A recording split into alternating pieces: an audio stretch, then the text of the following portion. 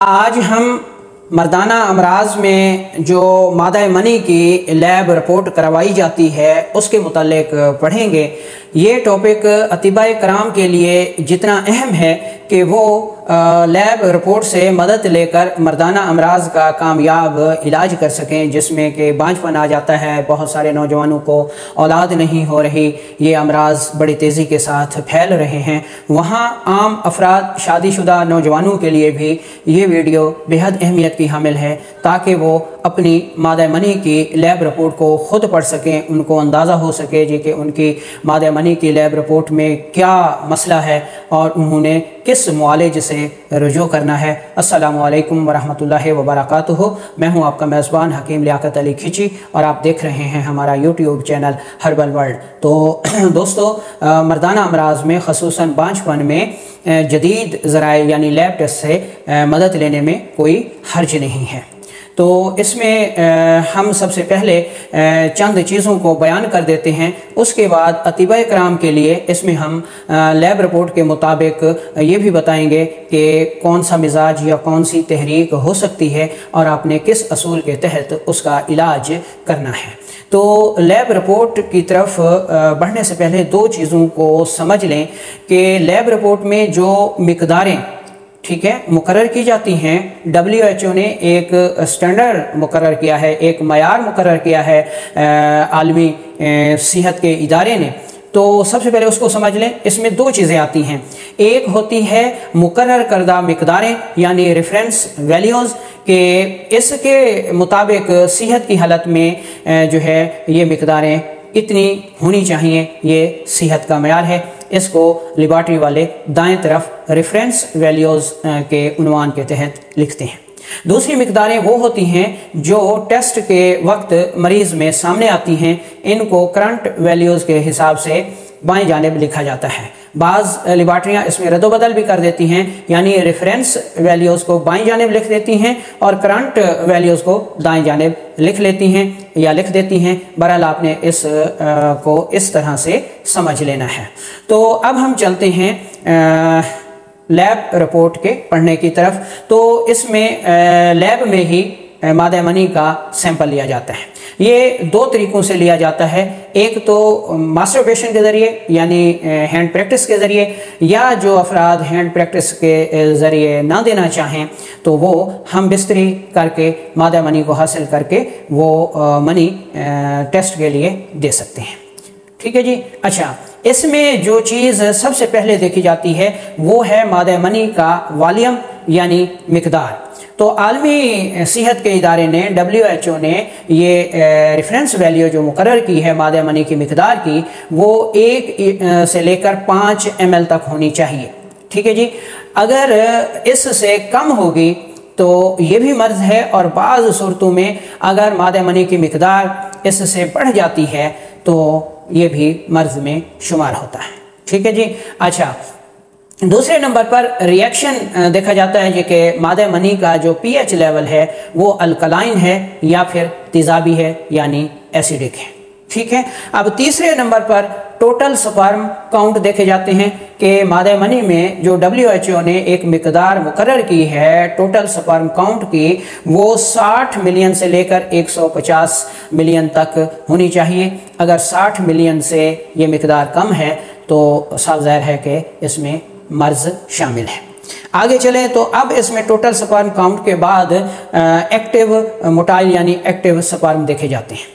Active sperm जो है वो 70% होने चाहिए। अगर एक्टिव स्पर्म 70% से कम है तो ये चीज़ मर्ज में शुमार की जाती है। अब इसमें स्लॉगिश मोटाइल देखे जाते हैं, यानी वो स्पर्म जो मुर्दा तो नहीं है लेकिन वो हैं तो जिंदा लेकिन हरकत के काबिल नहीं है, तो वो लैब रिपोर्ट में नॉर्मल हालत में 10% से ज़ायद नहीं होने चाहिए। अगर स्लॉगिश मोटाइल 10% से ज़ायद हैं तो ये मर्ज में दाखिल है। आगे नॉन मोटाइल यानी जो स्पर्म मुर्दा हैं उनकी वैल्यू देखी जाती है और ये 20% से ज़ायद नहीं होने चाहिए। अगर किसी की मादा मनी की रिपोर्ट में यानी नॉन मोटाइल या डेड स्पर्म जो हैं वो 20% से ज़ायद हैं तो ये मर्ज में शामिल है। अच्छा, आगे चले तो फिर नॉर्मल स्पर्म की मिकदार देखी जाती है।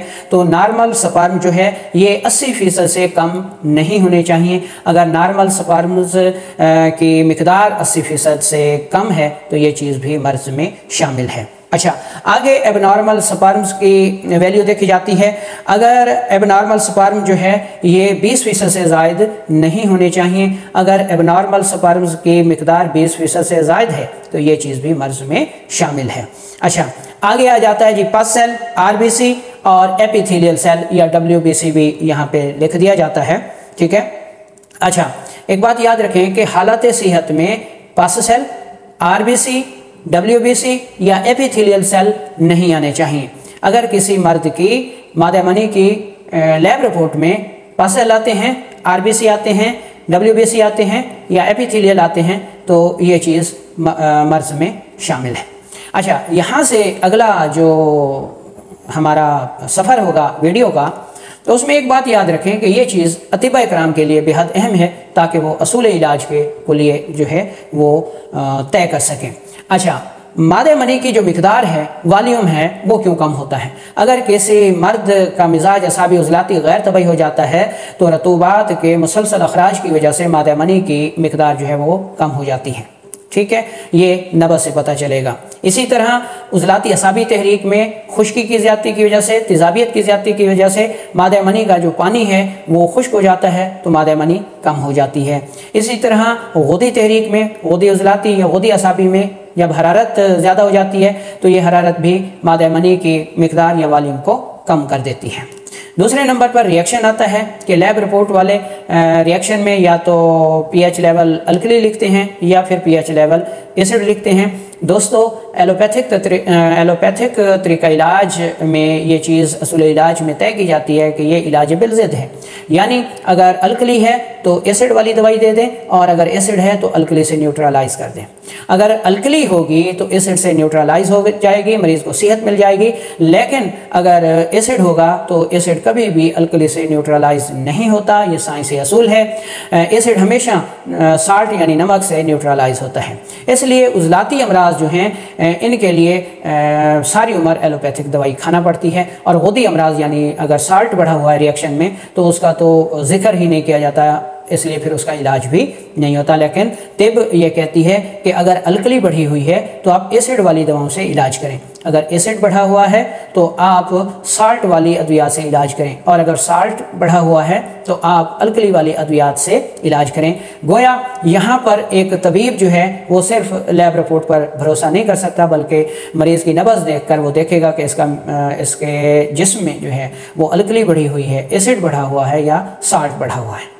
अल्कली बढ़ी हुई होगी तो नब्ज़ बिल्कुल पस्त होगी, आखिर में 1 से 1.5 उंगली पर मिलेगी। अगर एसिड बढ़ा हुआ होगा तो नब्ज़ हरकत में तेज़, बुलंद, मुशर्रफ, ऊपर ऊपर 4 उंगलियां रखते ही नब्ज़ को ठोकर लगाएगी। और अगर साल्ट बढ़ा हुआ होगा तो नब्ज़ ना मुशर्रफ होगी यानी ना बुलंद होगी, ना तेज़ होगी और ना ही पस्त होगी, सुस्त होगी, बल्कि इनके दरमियान में चलेगी, यानी हरकत में 4 उंगलियों पर और दबाने से दब जाएगी। अच्छा, एक्टिव मोटाइल 70% होते हैं।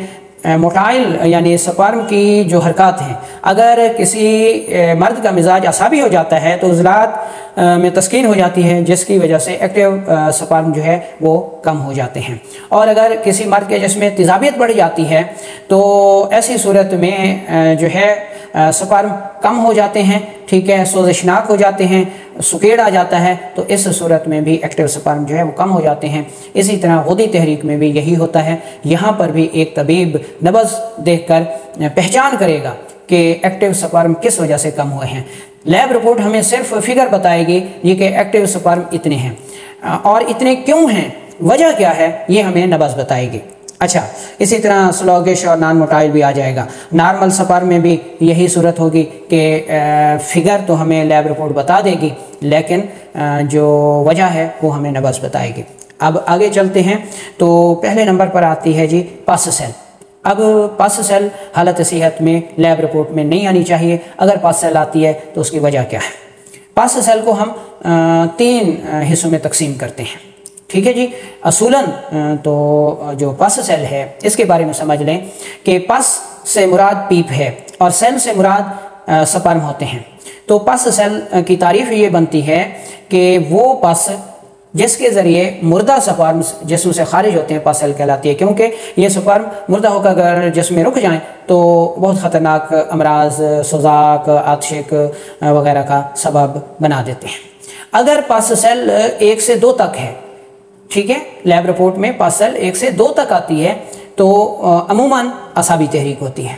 अगर पस सेल 2 से लेकर 10 तक, 20 तक या 30 तक, या फिर लैब रिपोर्ट में पस सेल के सामने मैनी लिखा जाता है या अनकाउंटेबल लिखा जाता है, तो ऐसा अमूमन गुदी तहरीक में होता है, सफरावी तहरीक में होता है, ठीक है जी, गर्म मिजाज में होता है। अच्छा, या फिर पस सेल की जगह जो है WBC या एपिथेलियल सेल भी लिख दिए जाते हैं। इन दोनों का ताल्लुक भी सफरावी तहरीक से होता है, यानी अगर एपिथेलियल सेल ज़्यादा हैं या WBC ज़्यादा लिखे हुए हैं तब भी मिजाज गुदी होता है। तीसरी सूरत है कि अगर मादा मनी में RBC लिखा जाता है तो इसका मतलब है कि ऐसे नौजवान उजलाती तहरीक, तेज़ाबी तहरीक, तेज़ाब का शिकार हैं और वहाँ पस सेल खुश्क हो जाती है और फिर खालिस खून के जो खुलियात हैं RBC उनका अखराज होना शुरू हो जाता है। तो दोस्तों, ये था अतिबा कराम और आम हजरात के लिए एक कुलिया, ताकि उसके तहत जो है वो आप मादा मनी की टेस्ट रिपोर्ट को पढ़ सकें, ख़राबी का अंदाज़ा लगा सकें, तशख़ीस कर सकें और दुरुस्त खतूत पर इलाज कर